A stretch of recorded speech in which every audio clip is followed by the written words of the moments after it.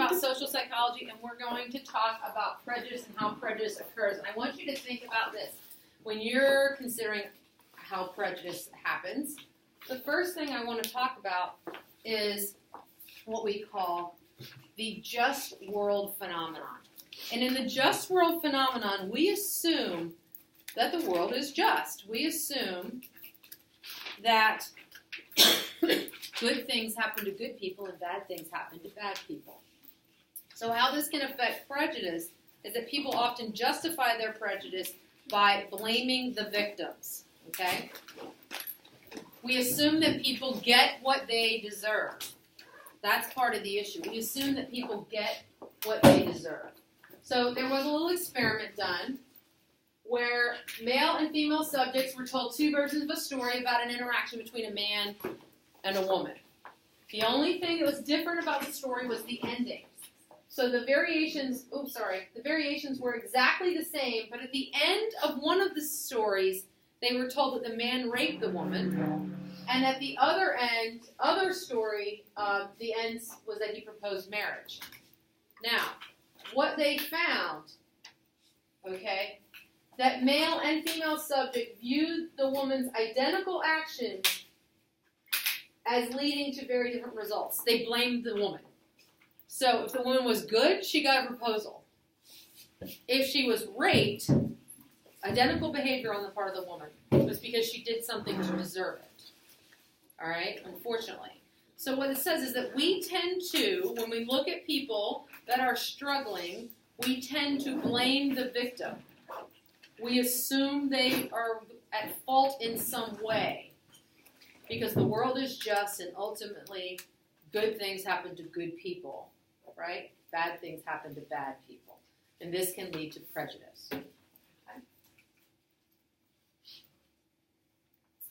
I'm thinking about this. So let's think about, I'm going to go a little bit off it. Let's think about what happened with the shooting in Charlotte, right?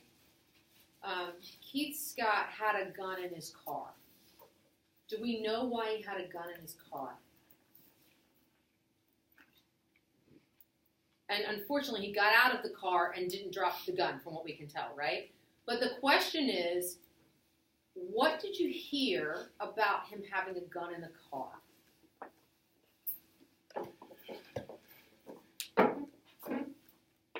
What are some of the things, and I'm not going to pass judgment on this, but what are some of the things that automatically you think when you hear that a man has a gun in their car and they're in sort of a lower income neighborhood?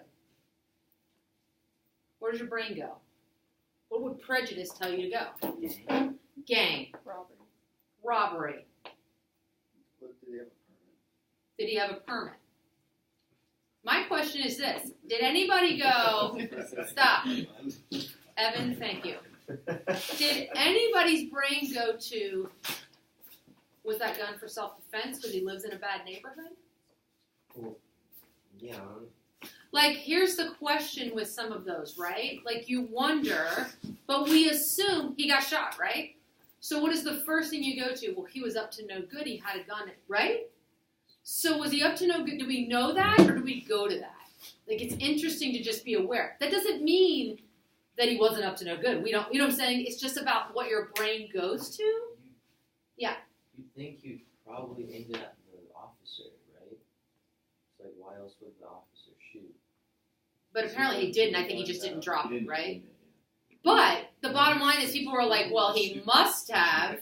Like, you know what I'm saying? Like, that's the thing that they talk about. In a just world phenomenon, you assume that bad things happen because somebody's doing something bad, right? You automatically go there, and there's a danger in that. It's just being aware of it. That doesn't mean we don't really know, right? In this case, we don't really know. But I just think it's interesting to think about, you know, my husband has a concealed permit, right?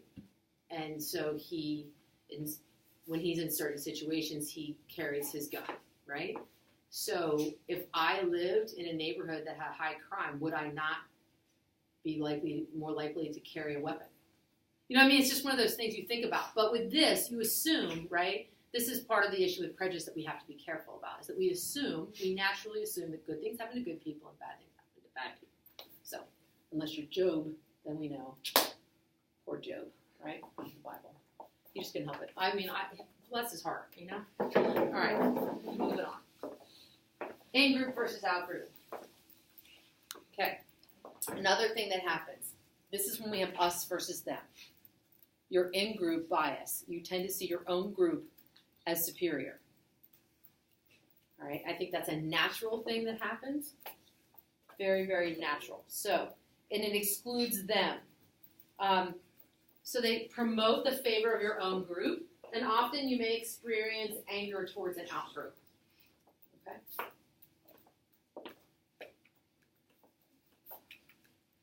Scapegoat theory says that, of prejudice, that when something goes wrong, you look for a target for your anger, so you look for someone to blame.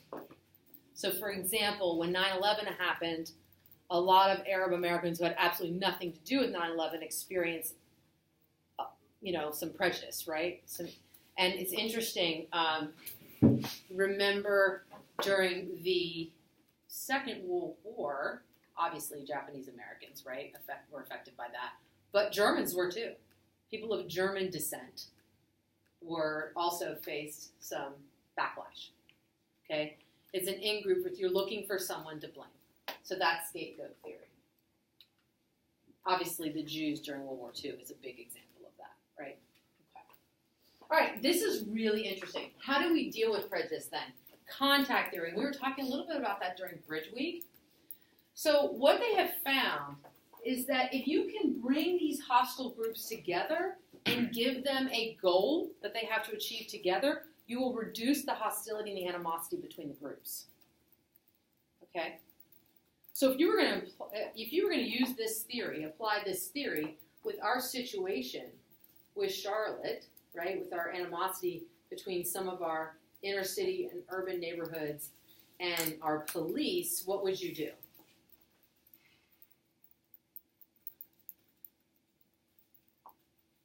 You would increase contact, right? You would increase community policing. That's why you do this thing about community policing. You would put the police in more contact in a different role with the citizens of the people that live in those neighborhoods, and you would give them a goal to work on together. Okay? That builds the relationship, reduces the hostility between the groups. What's really interesting about this is this Sharif, it's pronounced Sharif Camp study, and I'm going to show you a video about this study that proves this theory. And it has to do with two groups of boys, the Eagles versus the Rattlers. That was their names in the study. Okay.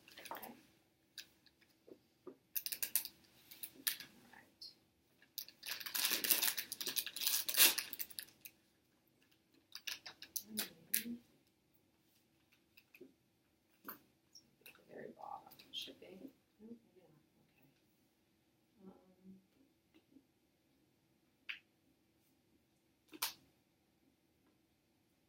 I was told Command F, right? There it is. Another new trick. I'm very excited about this one. Back in the 50s, a social psychologist named Muzafer Sharif asked the question, what is it exactly about groups that makes for such tension between them? And what can be done to reduce that tension? Well, Sharif and his colleagues decided to take this question outside of the lab and into the real world. Well, not really the real world. It was kind of an artificial situation, but they were able to create this artificial situation using pre-adolescent boys. What they did was they put on kind of a fake summer camp. They had two different groups of boys, of about 20 boys each. And the first week of this camp, they separated the boys, and the boys didn't know of the existence of the other group. So there were two different camps going on. What they did was they focused on group bonding at this time. As expected, about a week of activities brought these individuals close together as a group, as a team. In the second stage, what the researchers did was they introduced the groups to each other. and they created competition for resources where there could only be one winner and there has to be one loser. There were no prizes for second place, no consolation prizes. As expected, this kind of competition created a lot of tension between the two groups. At first, it was just some verbal name-calling between the groups. And then it proceeded to vandalism and theft and even physical violence, to the point where the researchers had to physically separate the boys. Now comes stage 3. At this stage, the researchers created fake situations where the two groups had to work together in order to solve the problem. In one example, they pretended that the water for the camp was shut off in such a way that vandals must have done it. So all the boys had to work together to figure out this problem and resolve the problem. There were many such similar team-building activities between both groups, and at the end of the third stage, what they found was that the boys liked each other much more because of these team-building activities. At first, there was very strong in-group bias, where the team members just associated with other team members. But after these team-building events, where the groups actually got together to solve a common problem, they found out that they really liked each other a lot more than before. This whole experiment was a confirmation of Sharif's realistic conflict theory, which states that when there's competition for resources, negative feelings will arise. Now, over 50 years have passed since this first experiment. And what modern theories tell us is that A, this theory is correct, and B, one of the best ways to reduce this kind of out-group bias and this prejudice and discrimination we have for other groups is to socialize with the other groups, is to work towards a common cause. Okay, so, very interesting. So you take the boys, you develop them as teams, you put them together in a competition, they start feeling aggression and tension towards each other. Then you give them a goal to work on together, and that contact helps break down some of that hostility and animosity. So that idea is there, right? That idea is there. And it was quite effective, and we know that's true. Okay? So I think when we're talking about Bridge Week, I think what was really interesting about that was talking about how we're not a very diverse community up here, right? And so it's hard for us to understand some of these issues because we don't have that contact, right? So it makes it difficult. Although I think when you guys go to college, it'll be a much more diverse school environments, and that helps. That changes things, right? Excellent. Okay, there's one last thing that I want to show you, and it's going to be about self-fulfilling prophecies. So really quickly, I'm going to show you this clip in just a second.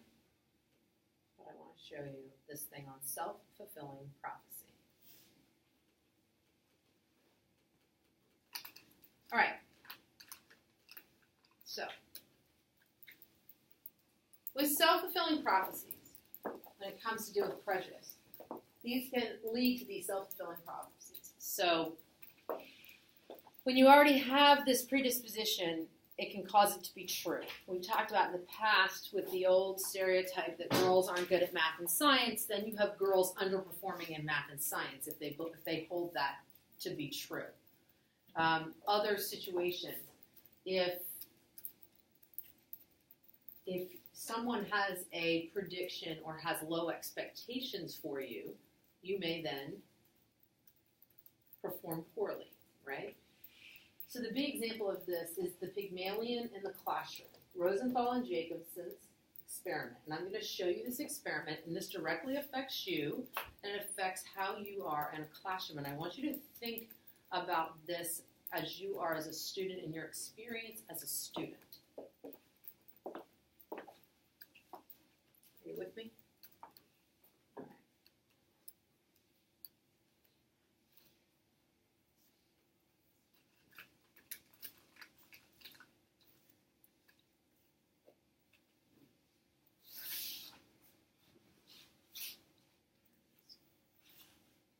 Does it make a difference whether your teacher believes that you are a high performer or a low performer?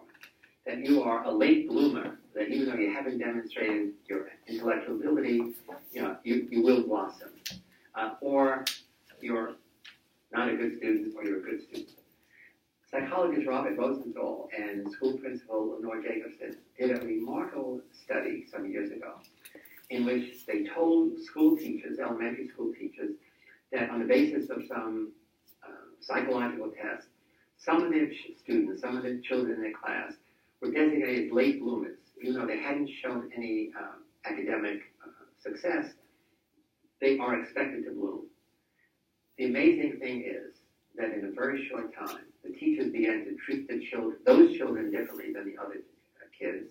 Those kids began to think of themselves differently, and in the end, they actually performed significantly better than the other kids. They were transformed by the teacher's positive expectations. The opposite of Jane Elliott's study, in which teachers' negative expectations that the teacher refused led them to think of themselves as inferior. So let's see the Pygmalion effect in action in these classrooms set up by Rosenthal and Jacobson. Positive expectations can change a person's perception of a situation just as dramatically as negative expectations.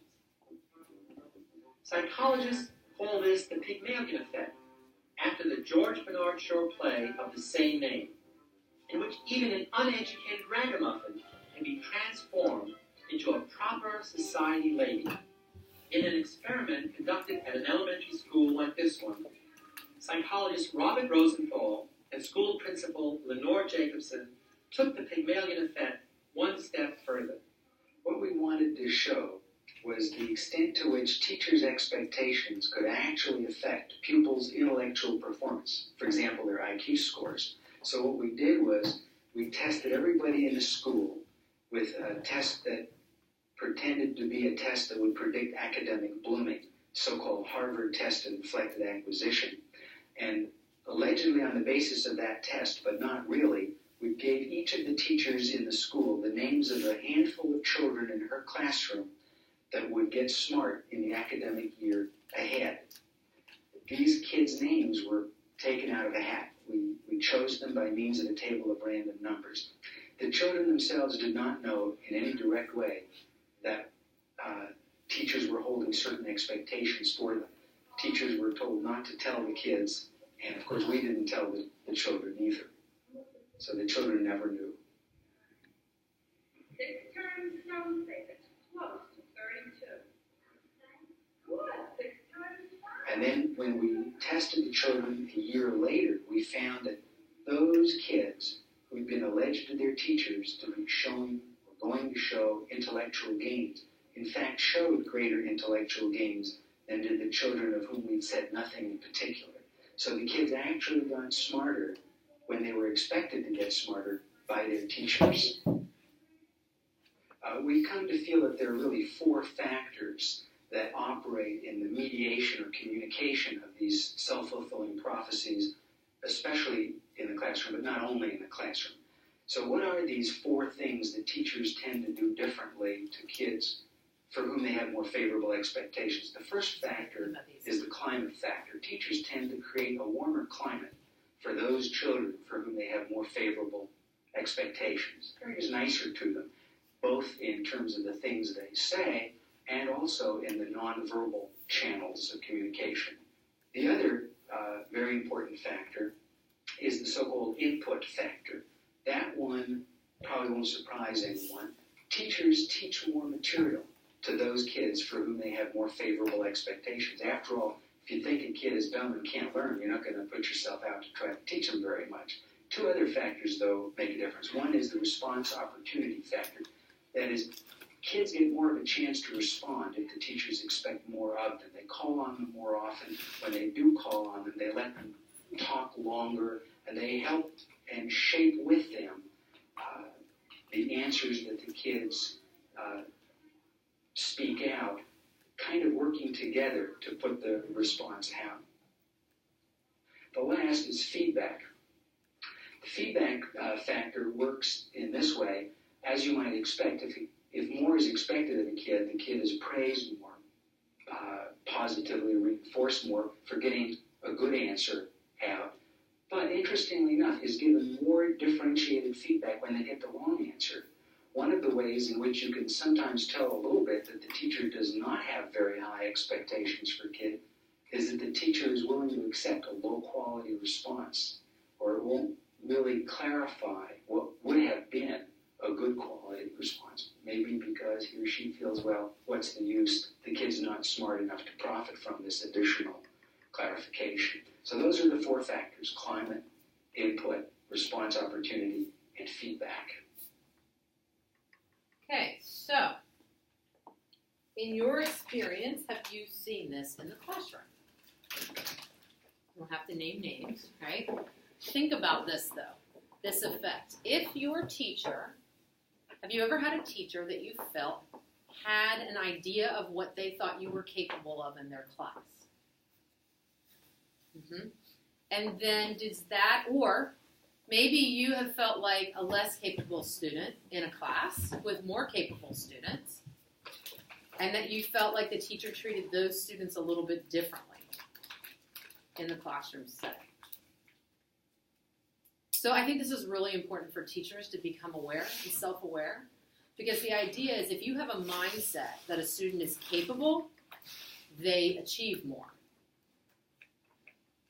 Than if you have a fixed mindset that that student is just hit a level. Like, you'll hear that. Like, sometimes it does feel like students hit a wall. Like, when they're learning, they hit a wall. And it's really hard to break through that wall. But if you have that mindset that that student can't succeed, then you don't try as hard. Right? So give me some feedback on that. Do teachers learn about this or not? I'm thinking we need to do a teacher in-service. I was thinking about suggesting it to Mr. Smith. That and the fixed versus growth mindset. The studies on that are pretty strong, right? So for my AP classes, people right now for AP Psychology, it's mainly teacher recommendation to get in. And the big thing I want to know is the student interested in the subject, and are they willing to do the work, right? Because if they're willing to do the work, and if they're a senior in particular, right, then I feel like I can work with that student. And we have a, you know what I mean? It's just, there is a certain mindset that certain students will never take APs. I don't believe that, right? Because you're going to go to college. So if it's supposed to be the same as college, right, we need to be able to get there. So, yeah. At St. Mark, they had math pull out. Like, each year they would get a different group of people to come and, like, do different math classes. I feel like that's kind of part of that maybe because, like, the people that started in it was easier for us to go back every year. You know what I mean? To do the pull-out, right? Because you got the advanced math. Yeah. And so you're fast-tracking, and you're getting the extra attention. Correct. And tracking in schools can be challenging, right? That's why we try to say here that if you're in a CP class, you can take an AP class. Like, we try, that is part of our model. But in some schools, once you're in a track, it's almost impossible to get out. Yeah. And if you're already tracking ahead, then you stay ahead, right? So that's difficult. But yes, it can. It's very limiting to a student, though, if you have a fixed mindset about that student, that they can't learn. Like, you have to fight that instinct. Because once you have that, then it does shape how you let them answer questions, right? I think the interesting thing about the quality of the answer, because I was trained as a teacher that you don't shut down students' answers. But really, you want to give feedback, whether that's the right answer or the wrong answer. For a while, it was like, protect their self-esteem at all costs, even if they give you the wrong answer, right? They're starting to change that mentality, right? So now it's a matter of how do you shape the answer. Sometimes you want to shape the answer. Sometimes you just want to get a lot of people to say something. But it's important to understand self-fulfilling prophecies because, of course, those students did well, and there was no data that they would do well, right? It was just totally random. The teacher was just told to expect that those students do well, so that teacher had a sort of impose a self-fulfilling prophecy on those students. And they did exceed. But that's because the teacher changed the way he or she approached those kids. So I do think it'd be interesting to show to my peers, though, because I think that's something that teachers need to be self-aware about. And also to know that just because you came in as a freshman a certain way doesn't mean you're going to leave as a senior. Like the image that you have of a student in their early years, they really change, right? I don't like to get information from other teachers about students before I have them, because it sets up an expectation for me about how they might perform in my class, but they might just not like your class, right? Or it might not be their subject, like their favorite subject, right? So that changes. Students behave differently for different teachers in different classes that they, like just different things that are their passions or not. And so, but if I hear from a teacher in a class that you haven't particularly enjoyed or whatever, something about you, then I may carry that bias of you when you come in my room. Anyway, just something to think about. Your test is tomorrow. Connor, it's got a password. Your test is tomorrow. There is one short answer, but it's not an FRQ. I basically am going to give you a scenario. I'm going to give you 2 psychologist perspectives, and you're going to have to tell me how those therapists